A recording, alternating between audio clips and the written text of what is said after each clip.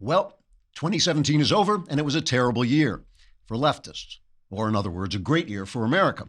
What's going to happen in 2018? Here are my top 5 predictions. Number 1, the Super Bowl will be played between the New England Patriots and some other team. Approximately 76 people will attend the game, but the audience will be boosted by the hundreds who tune in for its live broadcast on Spike TV. The halftime show will feature Chelsea Handler singing her new hit song, Screw You America, and Your Stinking Flag Too. And it'll include a massive dance number representing the United States Army's oppression of indigenous peoples around the world. After the game, NFL executives will hold a meeting to discuss the mysterious decline in their ratings. They'll conclude they need more outreach to transgender people. Prediction number 2, CNN will break an exclusive story detailing how President Trump personally funneled top-secret defense information to the Russian ambassador in exchange for a permit to open a new Trump resort in Moscow.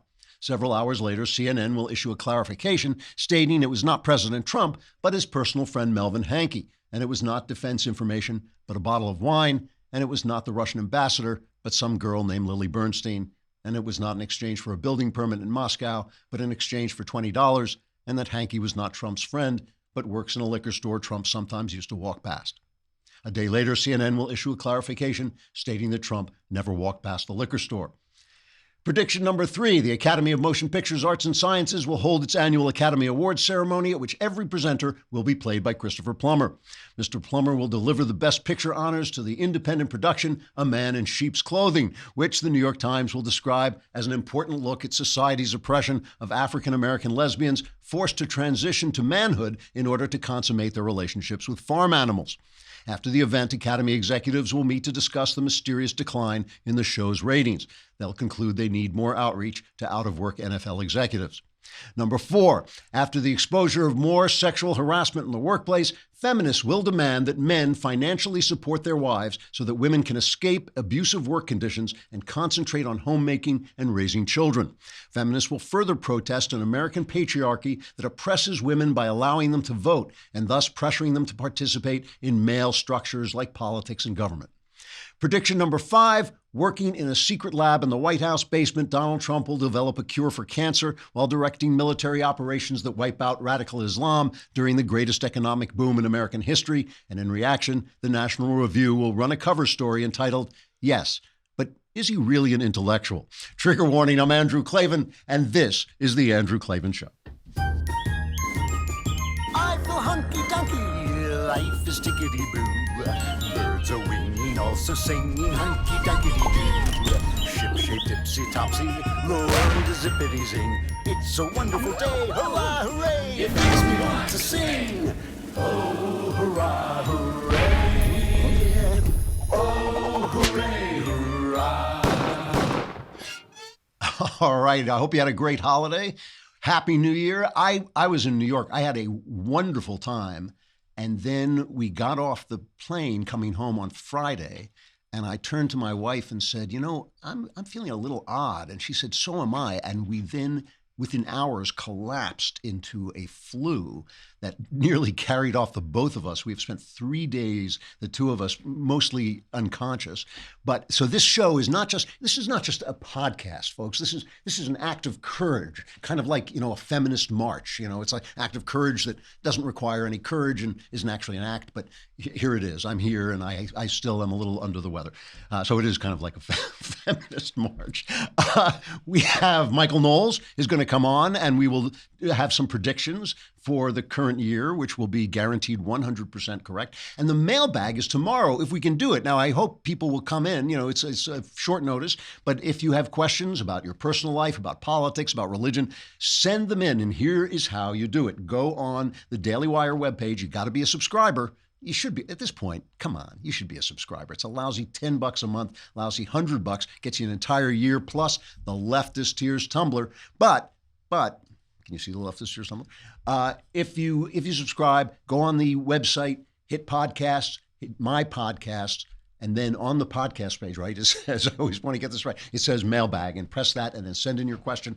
Answers are guaranteed 100% correct and will change your life on occasion for the better. Meanwhile, let us give you some free food. because that's why we're here. You know, this is a charitable show, and we are here to give you free food through Blue Apron, our sponsor, which is actually teamed up with Whole30. If you don't know who Whole30 is, Google them. It's Whole and the number 30.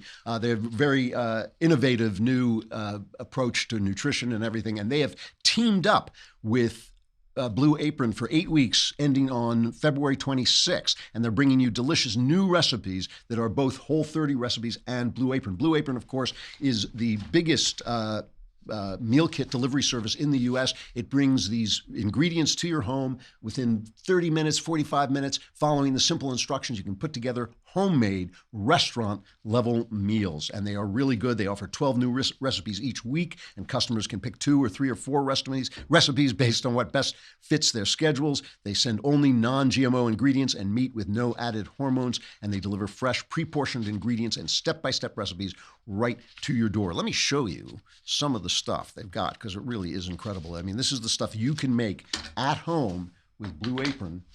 Wait a minute. Can we show them steak Diane with mushroom pan sauce and mashed potatoes? You got it.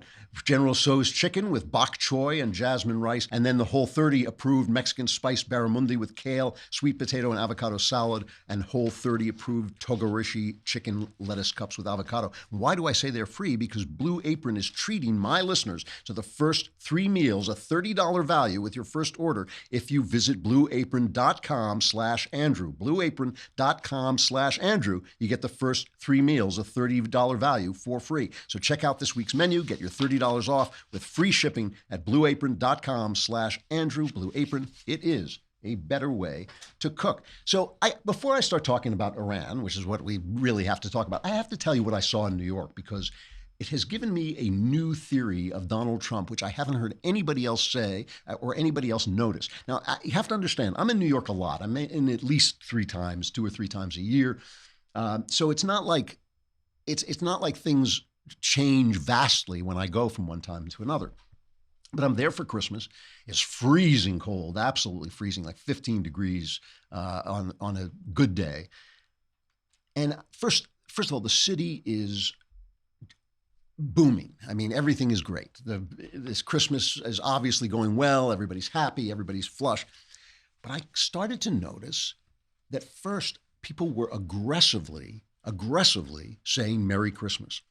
And it's not just me. People had stopped saying Merry Christmas. They had started saying Happy Holidays. And even I, the most politically incorrect human being on earth, the person who really, I'm not politically correct because I don't pay enough attention to be politically correct. I don't care what people say is politically correct. But even I had stopped saying it, kind of on the idea that I was offending people or something like this. And suddenly people were looking you in the eye. I mean, I'm not the only person who noticed this, because I started talking to people about it, and they all said, yeah, it's definitely happening.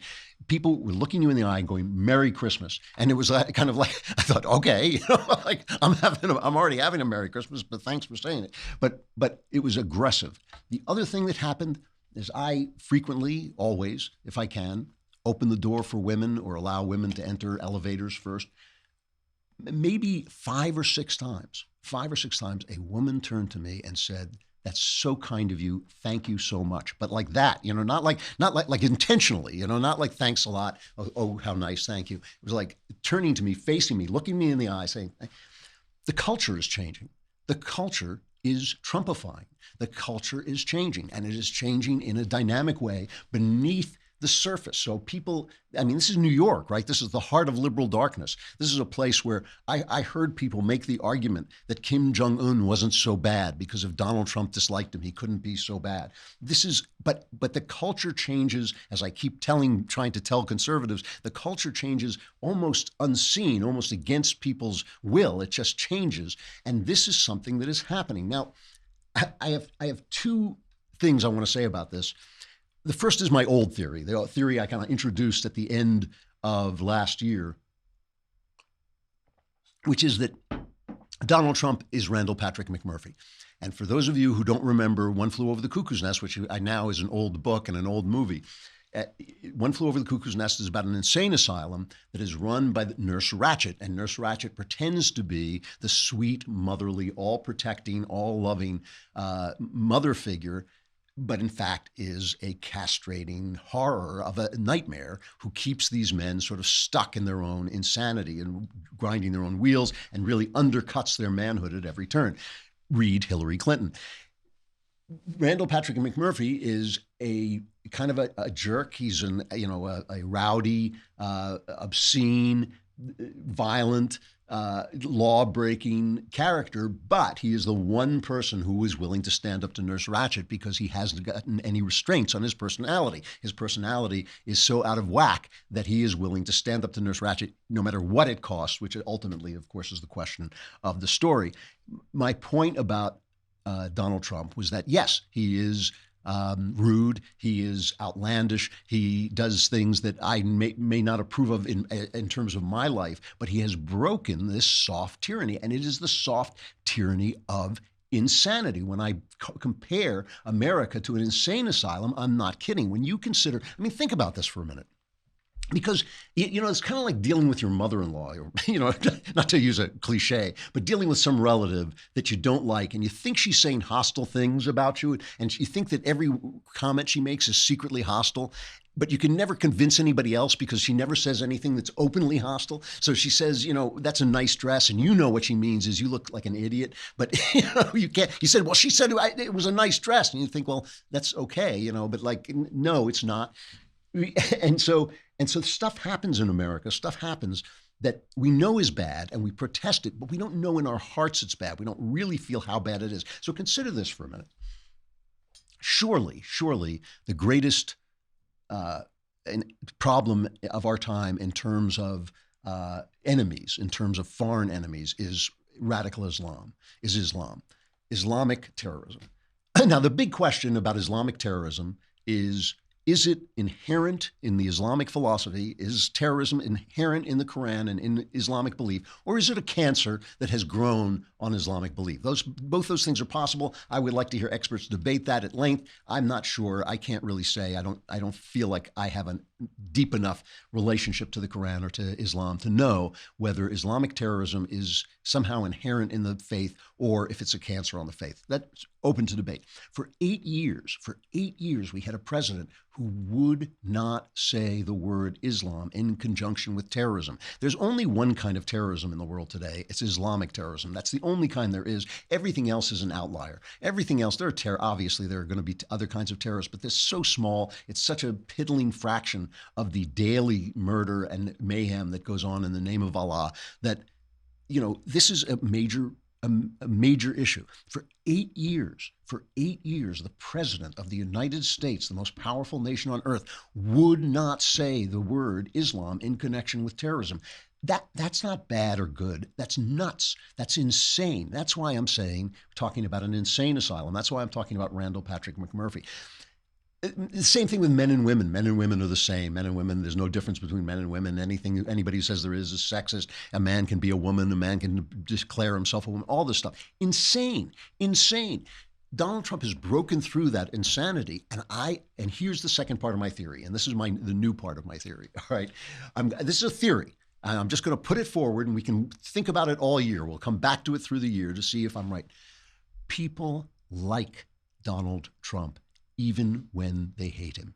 Okay, this is my theory, that people like being free of insanity, even if the guy who did it, who freed them, is Randall Patrick McMurphy, somebody they don't want over their house.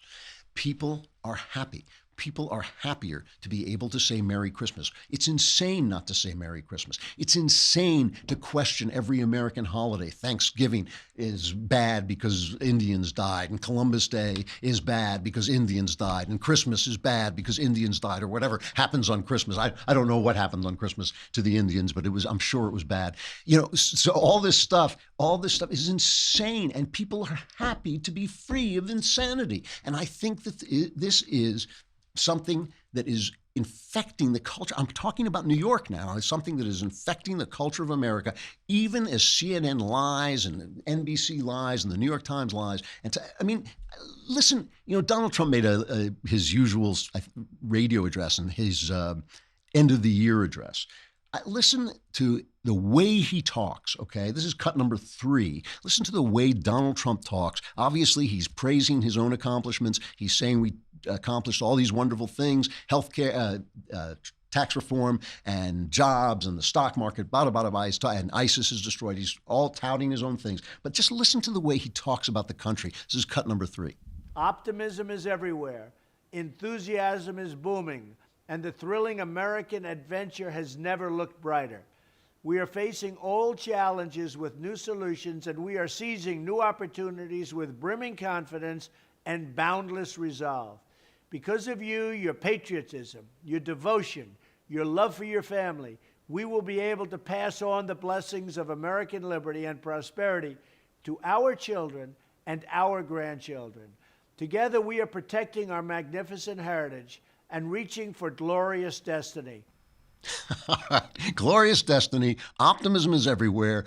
America is great again. Now listen to Obama in 2013. Now remember, this is his second term, right? So this clown has been in office, mucking things up for now 5 years. Listen to Obama talk about America. The combined trends of increased inequality and decreasing mobility pose a fundamental threat to the American dream, our way of life, and what we stand for around the globe. We know that there are airport workers and fast food workers and nurse assistants and retail salespeople who work their tails off and are still living at or barely above poverty. And that's why it's well past the time to raise a minimum wage that in real terms right now is below where it was when Harry Truman was in office. So the American dream is dying, says Obama, and the only way we can fix it is by raising the minimum wage, which is all the government can ever do is help the minimum, right? All it can ever do is codify mediocrity. And that was, who wouldn't like Trump better? I mean, and Trump's solution, Obama's solution is a minimum wage. Trump's solution, as he puts it, is jobs, jobs, jobs. That same speech is jobs, jobs, jobs. And let me tell you something else. This was on the Wall Street Journal front page this morning.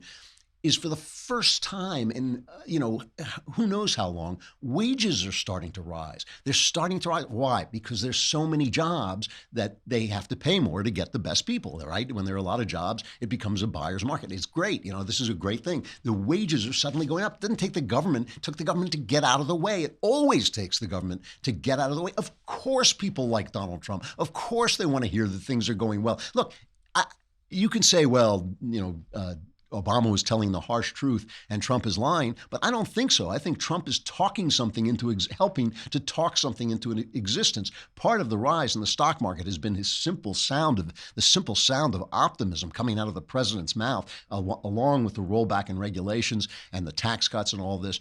Part of it has just been the sound of optimism coming out of this guy. Of course, people like him, and I think people like him who think they hate him. I think this is going to show in the midterms. I think a lot of the polls are off. I can't say what the midterms are going to be. You usually lose seats in the midterms, and it's still too early to tell. But all I can say is that something is happening in the culture underneath all the talk and all the debates about this and that. Is something positive is happening because people are responding to the tone of this president. And I said to somebody while I was in New York, I think I'm having a Trump conversion experience because suddenly the way he talks is really amusing and entertaining and uplifting to me, whereas before I was always a little doubtful of it. So we'll see. We will see. But I think people like this president more than they will admit and more than they even know. So let's talk about how that affects Iran. But first, let's talk about stamps, because we wouldn't be here, right, if we didn't have stamps.com. All of us are here because of stamps.com, because otherwise we'd be at the post office. But the thing is, the post office is great, but like everything in life, we want it in our computer, and that's how stamps.com comes in. It puts the post office into your computer. You can simply use your computer to print official U.S. postage for any letter or package, any class of mail, and let the mailman pick it up. No leaving the office, no more lugging mail to the post office, no more hassle. Stamps.com saves you time and money. Almost everything you can do at the post office, you can do at your desk. Plus, Stamps.com has postage discounts you don't get at the post office. Not to mention, it's a fraction of the cost of those super expensive postage meters. Stamps.com makes it easy. It sends you a digital scale that automatically calculates exact postage. You'll never overpay or underpay for postage again. Create your Stamps.com account in minutes online with no equipment to lease and no long-term commitments. I use stamps.com. I've loved the post office all my life. For a writer, they are a lifeline, but to have it in your computer is just such an advantage. It really makes everything so much easy. And right now, you can enjoy stamps.com service with a special offer that includes a 4-week trial plus postage and a digital scale. Go to stamps.com, click on the microphone at the top of the homepage, and type in Klavan, Klavan, stamps.com, and enter Klavan, and you will have a happier new year sending your mail through your computer. It is great stuff.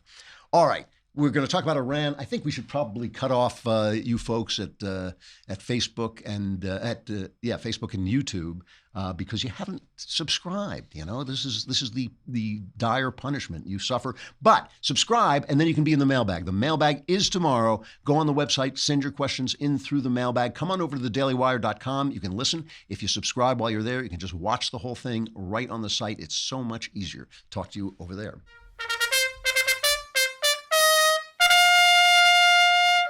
All right, we'll have Michael Knowles coming on to discuss what's going to happen in 2018. He actually knows. I don't know how. It's amazing, that guy. He doesn't know what's happening now, but he does know what's going to happen in the future. But this Iran story is a really dramatic story, and I've been watching the coverage through my flu-induced haze through the weekend, and it really is. I won't call it dishonest coverage. I just think it's uninformed coverage. Now, remember.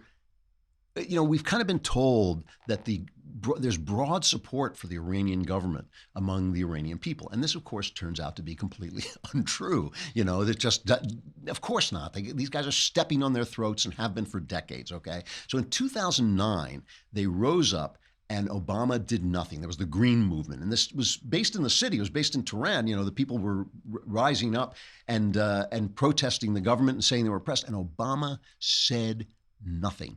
Zero, nada. And his excuse, and this is what I'm talking about when I say the coverage has been uninformed. His excuse was that if he supported the rebels, that would give the mullahs, the rulers, the chance to say, oh, these guys were American agents. It was an American-backed uprising. Now, think about this for a minute, okay? This was a transparent rationalization, a transparent lie that's why he did it. I mean, Netanyahu just the other day came out and supported the guys who are in the street now because he said if he didn't come out and say it, if he didn't come out and state what he had to say, they were going to say it was an Israeli-backed operation. So it was the opposite reason. But the thing is, Obama was already trying to make this stupid deal with Iran, right? This deal with Iran that we would remove sanctions, we'd give them all this money that we had frozen if they would lie and pretend that they weren't going to build nuclear weapons. That was the deal. You lie and the thing is, they were lying about this. I mean, people don't remember this. This is that Ben Rhodes interview in the New York Times in 2016, where he said, "Man, we pulled a fast one on you media guys." And the media said, "Wow, we really admire that you lied to us. That was amazing." They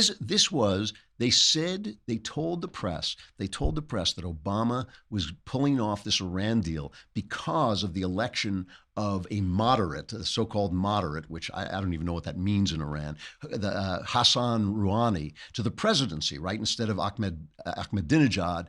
So that was what allowed Obama to make this wonderful Iran deal. But that was a lie. It was a lie. And when they confessed it was a lie, the press applauded their lying. It was a lie. Obama had already been negotiating with Iran and reaching out to Iran while Ahmadinejad was the president. And Ahmadinejad was a hardliner. And it doesn't matter who's the president because the president doesn't run the country. The country is run by the mullahs, the religious guys, led by, what's his name, Ayatollah Khomeini, right? Ayatollah Ali Khomeini. So all of this stuff was a lie. So Obama, just like he did with not stopping the drug dealing by the Palestinian terrorists, right, which Politico has now revealed. He pulled the DEA off that case so he could make this deal. He sacrificed America's interests and he sacrificed the interests of freedom in order to make this stupid deal, which has done absolutely nothing.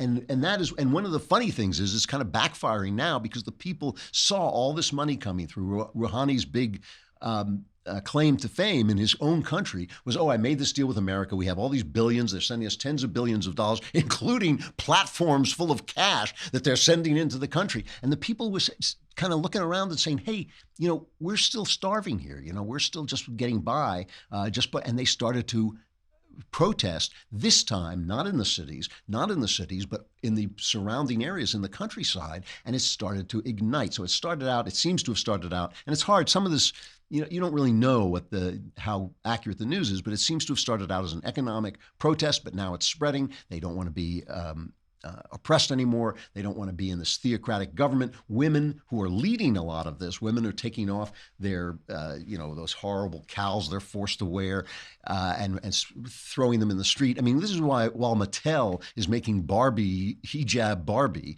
these brave, courageous women are taking their hijabs off, which could cost them their lives. They could die. And by the way, it's really wonderful to see Linda Sarsour and all the other pink hat feminists rushing to support. Oh, no, that's not happening. I'm making that up. That's not happening at all. Feminists are doing nothing. They're silent. And so Donald Trump is doing the only right thing to do, which is put the support of America behind people who love freedom. Wherever people rise up for freedom, America should say yes. We can't always give them arms, we can't always give them money, we can't always give them military support, but at least we can give them moral support. So Trump started tweeting. He said the people of Iran are finally acting against the brutal and corrupt Iranian regime. All of the money that President Obama so foolishly gave them went into terrorism and into their pockets. The people have little food, big inflation, and no human rights. The U.S. is watching. This is the right thing to do. It's the only right thing to do. And let me just put down this marker. The odds of this revolution succeeding, I can't say. They always seem slim when these things start. You never know if it's going to carry things away. But it is entirely possible that this may be the beginning of the end of the mainstream support of Islamic terrorism. It may well be. These guys, Iran is the biggest supporter of terrorism in the world, state supporter of terrorism in the world, and it has served their people ill. And in the best case scenario, and I realize this is an optimistic best case scenario, in the best case scenario, we are seeing the people of the Muslim world saying, you know what, we don't benefit from this at all. We don't benefit from bombing the West. We don't benefit from killing Israelis. We don't benefit. Israel could disappear off the face of the earth tomorrow, and the Middle East would have all the same problems, all the same problems. They do not get anything out of this except a kind of fireworks show that makes them feel good about themselves because they have nothing else. They have all this energy. There's no reason they can't have a working economy, but their socialism and their theocracy is destroying them. And if people start to find out, it would be a beautiful thing. And I just want to say, before we go to Knowles, I just want to say that it is despicable the way the mainstream media is supporting this regime, in order to support Obama, in order to hide the fact that Obama did the cowardly, dishonest thing in not supporting the Green Revolution of 2009. They're attacking Trump. The New York Times runs an op-ed from one of Obama's old, State Department hands saying, you know what he should do? He should keep quiet. He should keep quiet and do nothing. That's the way we handled this. And we already know it failed. We know that failed because the Green Revolution was crushed. So we know Obama's ideas and practices failed. So we know it's right to do something different. It's ridiculous. And on TV, some of the stuff that has been said is it makes you gag. I mean, let's just listen, before we go to Knowles, let's just listen to CNN International. This is Arwa Damon, and CNN International is an anti-American propaganda unit. It has nothing to do with the news. It is just a relentlessly anti-American, socialistic piece of garbage. And listen to what she says about America versus Iran. Is coming out from the country country's foreign ministry not only talking about the fact that they view the government of President Trump as the greatest bearer of ill will towards Iran, but going on to say that the people of Iran give no value or credibility to such opportunistic expressions by the government or the person, Mr. Trump. American officials, through their conduct, have not earned a place from which they can express massed sentiments as sympathies for the aware and engaged people of Iran. Now, this not just necessarily a rebuke of what the U.S. president tweeted, but also perhaps a reflection of just how frustrated not just Iran but other countries, frankly, are with the United States. A lot of nations and their populations, no matter how they feel about their governments in particular, do perceive the United States as not really having a moral leg to stand on. Unbelievable. That is unbelievable. She is supporting the Iranian Foreign Ministry's rebuke of President Trump because we don't have a moral leg to stand on. The only reason we don't have a moral leg to stand on is because Obama dealt with these people out of some weird connection of Israel hatred and bizarre visionary nonsense that made him blind to the fact that this is an evil regime. That is unbelievable. Anyway, this is insanity. What you just heard was insanity. And Donald Trump, all his personal flaws included, has broken through that insanity. And I'm telling you, we're going to test this theory out as the year goes on. I think people like this more than they admit, more than they know. Speaking of things we like more than we admit and more than we know and more than we should admit, let's bring on Michael Knowles. Hey, that's the nicest thing anyone's ever said about me. In this place, it sure is. It's good. I have to say, it's good to see you, though. I saw you just moments ago in New York. That's true. I saw you in New York, although you look much less blurry now. I was seeing two of you over copious martinis in the middle of the night in Midtown. I have to tell you that if you never do anything else for anybody else ever again, you may have made your life worthwhile by introducing me to the Yale cocktail, something I had never known before. Should we? I guess we can tell the secret. There's this place in Manhattan, which is the Yale Club, right, and they serve a very famous martini. And there's nothing really different about the martini. It's just a regular martini, except that there are two of them. So you order it and there are two. And then what's nice is in the big room there, they have portraits of all the presidents who graduated from some school at Yale. So right. Clinton, Ford, Taft, and both Bushes. There is always a seat available because nobody will sit in front of George W. Bush. That was great. That was a fun night. It was a really, really fun night. It really was. And we should mention Another Kingdom comes back on Friday. And for the final 3 episodes. I'm used to getting hate mail. Obviously we get a lot of this. Yes. I got a lot of very angry mail that we didn't post the episode. And instead they said, who wants to listen to this interview with you guys? Bring back the next chapter. So that will come back on Friday. All right. So let's talk about what's coming up. Donald Trump is really, in my opinion, he's in a brilliant political position because he's accomplished so much in the first year that really he now can kind of pick and choose where he wants to go. Everybody is shocked. I think this is why. I was trying to think of some predictions that we could make for 2018, and I think, Trump will finally become tyrannical, right? That's going to, maybe he'll become tyrannical. Maybe he'll get tax reform. Oh, he already did that. Oh, maybe he'll defeat ISIS militarily. Oh, he already did that. On and on and on and on. The only thing, obviously, they're going to hang their hat on is that Trump will be impeached, Mike Pence will resign, the House will elect Hillary Clinton Speaker, and then she'll finally become the president. And all will be well. Yeah. That prediction is as likely to come true as all of the other ones for 2017. And I think there are a couple actual predictions we can make now. Okay. I try not to forecast the future with Donald Trump because it is impossible. Yeah, and that's true. He does the unexpected. Yeah. But I do think we can finally see campaign themes emerging. You saw this, Donald Trump finally signaled this. So we know that the Democrats are going to run on sex. Why are they going to run on sex? Because their heads are in the gutter. Why else? Because Donald Trump has had an extremely successful first year. So they can't run on the economy being in the doldrums. The economy is currently at levels that Obama's economists said were impossible to reach again. Right. Foreign policy has been handled very ably. Not only have we not started a nuclear war or Armageddon, but things seem to be going pretty well. He pulled us out of the Paris Climate Accord. We were told that that would destroy the world. It hasn't. He repealed net neutrality. We were told it would destroy the world. It hasn't. All of their hysteria hasn't come through. So what can they do? The only thing they can do is appeal to sex and call every man in America a rapist and try to make that stick to him.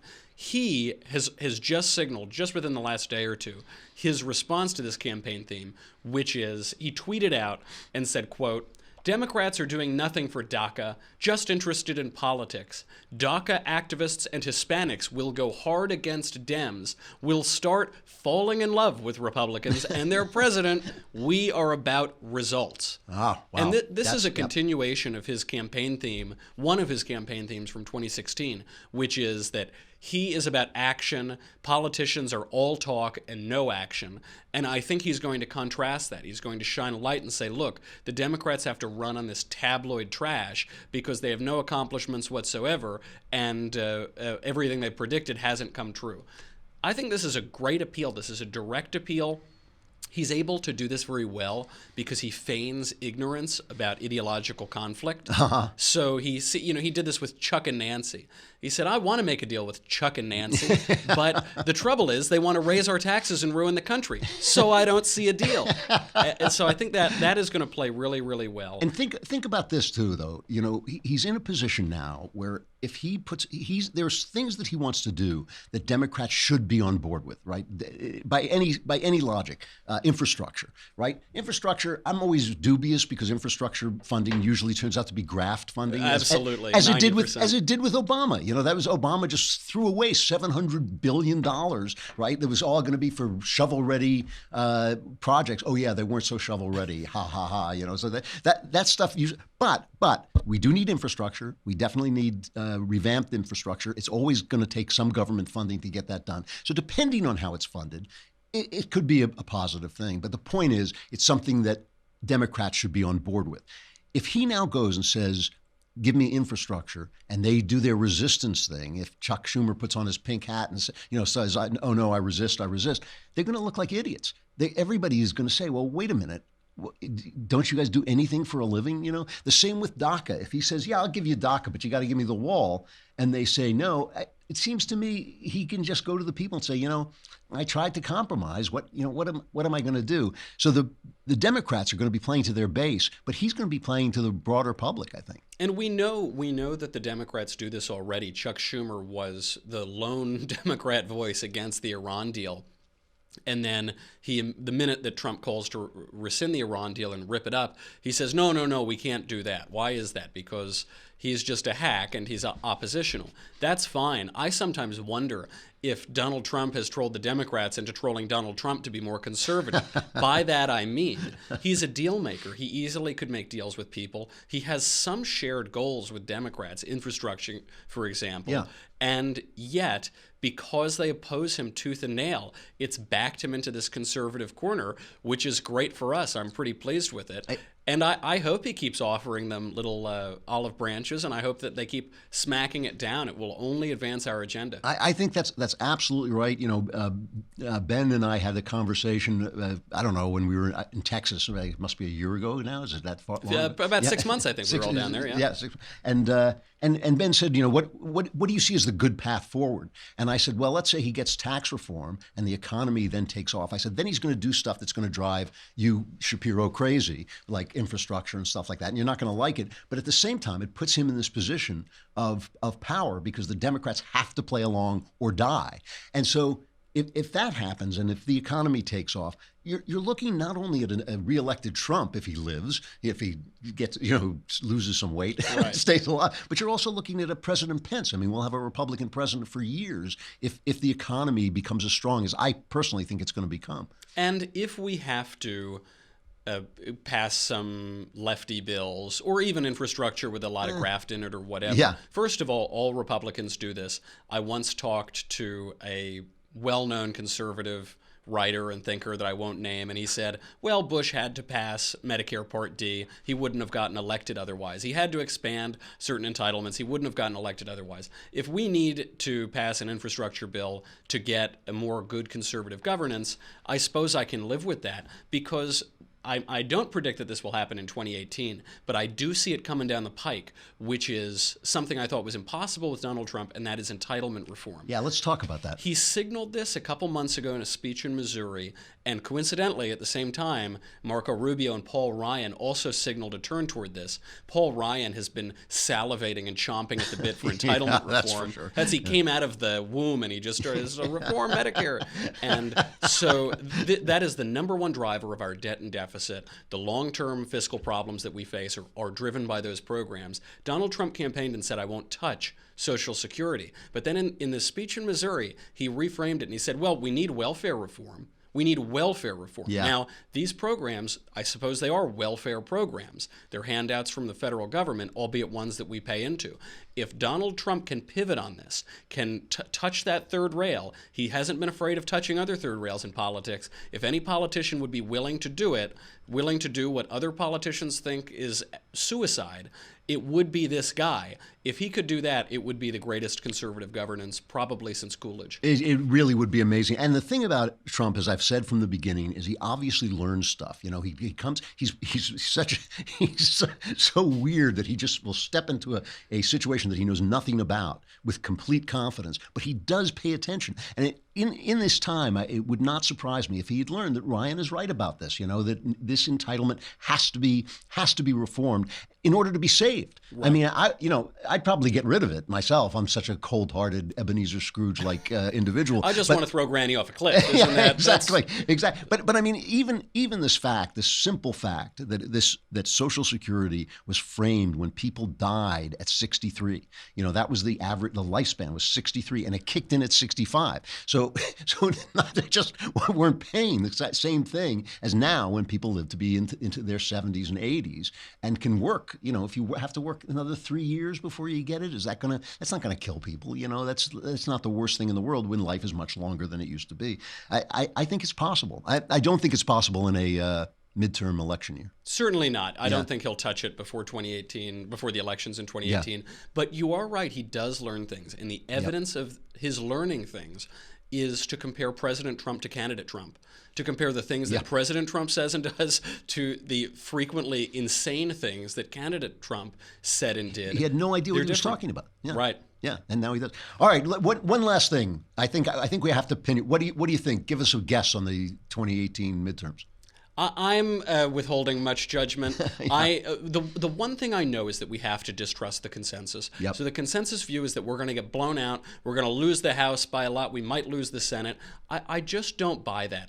I don't even really buy much public opinion polling in the age of Trump because it is so taboo. It is so unfashionable to say that you support this guy, even as a Republican, even as a conservative, that I think that silent majority that has cropped up during the Richard Nixon's time, during Ronald Reagan's time, I think we could see that again. And so my only prediction is that if Democrats make gains, they will be much more modest than is being predicted right now by the mainstream media. But if we get 4% economic growth in 2018, I just don't see us really losing, despite all of the historical record that shows the incumbent party losing seats in the midterms.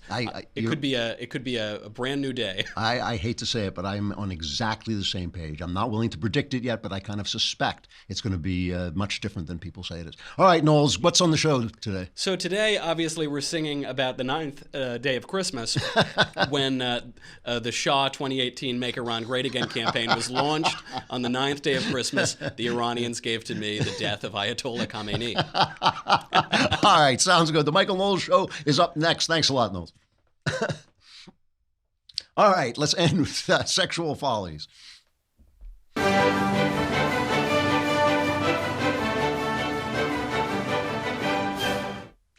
So this is a story that came up. It came up again, but in the new year, but it had come up before in the old year. It may be in a way, the silliest story I've ever heard. A metadata study published in the journal Infant and Child Development by John A. Berry of University College London's Institute of Women's Health, as well as colleagues from other universities, has found that young children tend to prefer toys typed to their gender. According to the abstract, after examining the studies which were conducted in multiple countries across 36 years with a significant sample size of 1,600 children, almost evenly divided between boys and girls, the researchers found that boys played with male-type toys more than girls did, and girls played with female-type toys more than boys did. So boys like boy stuff and girls like girl stuff. And, you know, what is so interesting about this is how hard you have to work to keep this information from the public. My daughter, Faith Moore, who writes over at PJ Media, the lifestyle page, has a piece called Feminists Princess Play Important for Girls, but only if princesses are sword-wielding warriors. And this is what's really interesting about this, as Faith points out, there's an article in the New York Post saying that girls like princesses, but includes as princesses Wonder Woman and Princess Leia and She-Ra, you know, the people, but that's, and they quote this study from an old Psychology Today article from 2015 that says that princess play is good for girls and acts like princess. It says that princess play is good for girls. The girls like princess play and it's good for them. And then it says, yes, well, look at She-Ra and Wonder Woman. But that's not what the Psychology Today article talks about. It's talking about little pink princesses who have tea, their friends over for tea. That is the type of princess play that girls like. They actually don't necessarily prefer being Wonder Woman or She-Ra or whatever. They prefer being Cinderella, and nothing that the feminist has done over all this time. You know, feminists are terrible. It's just an awful thing. So what I wanted to point out about this is that if you listen to the way that people react to, that the left reacts, especially feminists react to people who disagree with them, it's always by attacking the messenger.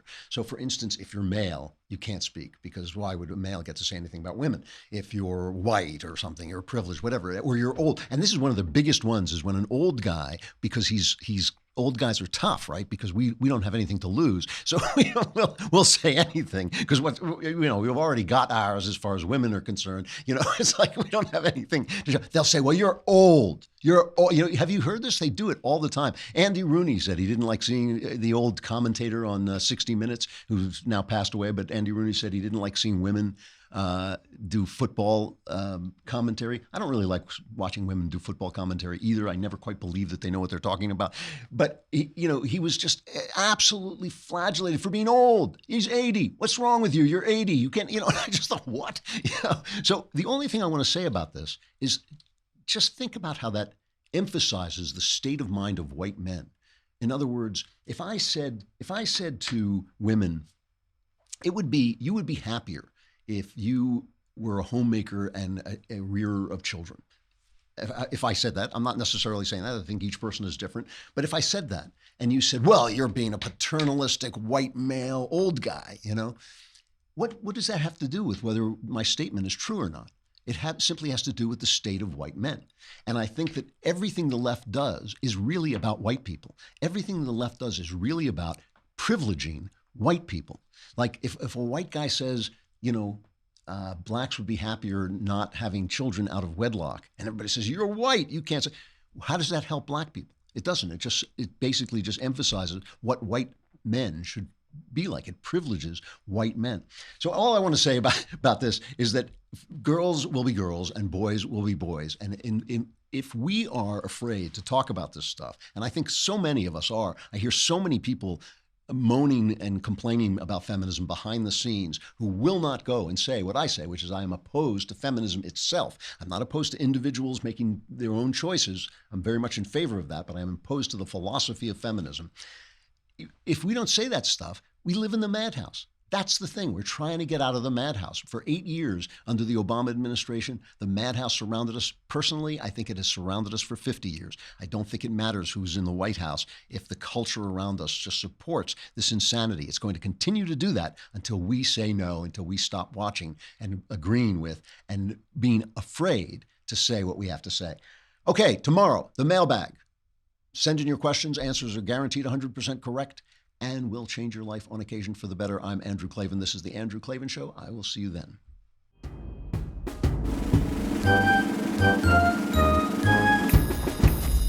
Oh, hooray, hurrah.